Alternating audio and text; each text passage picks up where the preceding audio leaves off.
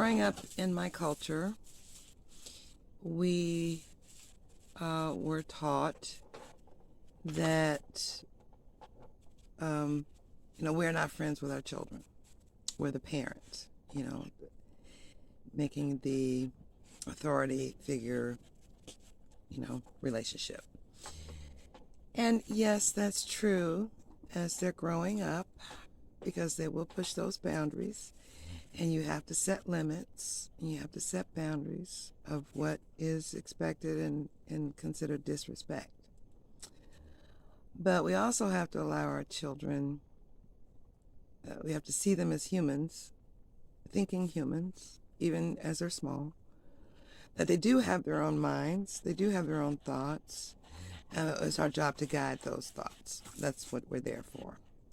But we should allow them to have said thoughts so we can discuss it and impart critical thinking skills for our children. That's how it starts.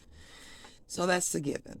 But as they grow up, teenhood is really, really hard. I mean, that's where most parents just pull their hair out and throw their hands up. But we also have to remember back to when we were teens, we were trying to find our identity, who we are, how we fit into life, how we fit into society, and our purpose in life. Okay, so that's what they're doing. Now, when they get 21, yes, you're still the parent. Depends on how immature your child is, to be honest with you. But say you have a pretty mature child who's independent, goes out there and he's a go-getter or she's a go-getter. At some certain point in our life, in mid-20s, it is time to change the dynamics of the parent-child relationship. Okay, you are no longer running the show. You are no longer making their decisions. You are no longer deciding what their life should or should not look like. Okay, your parenting, in that sense, is over. It's done, and we've got to let it go. We have to trust that we have imparted enough wisdom into our children that yes, they will make mistakes. And when they make mistakes, loyally, I'm not talking about illegal or something that hurts. I'm talking about just basic life mistakes,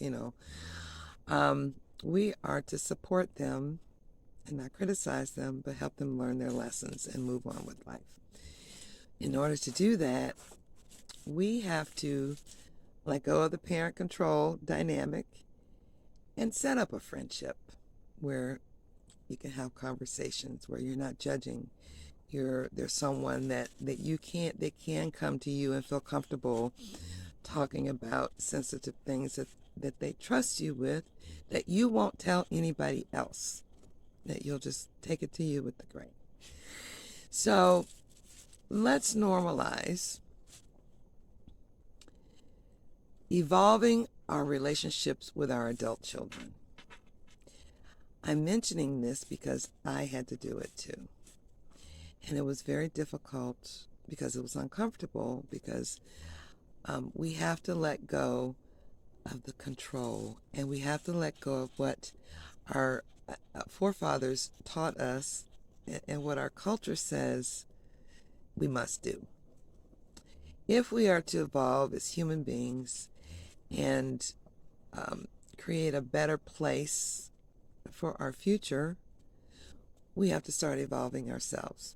It's not someone out in the street that's going to evolve our children or the relationship. It's us. So while we are evolving with ourselves, we are evolving the relationships with our adult children. And allowing them to be the full human that they are, to have their own experiences. Yes, there might be some overlapping. If they come to you and ask for advice, give it.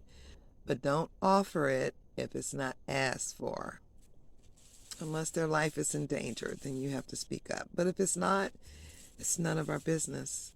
And we must develop a good friendship with our children, because they're great human beings, aren't they? And they're my best friends. I trust them with the things that I wouldn't trust with anybody else. And I wish that for you. It's always evolving.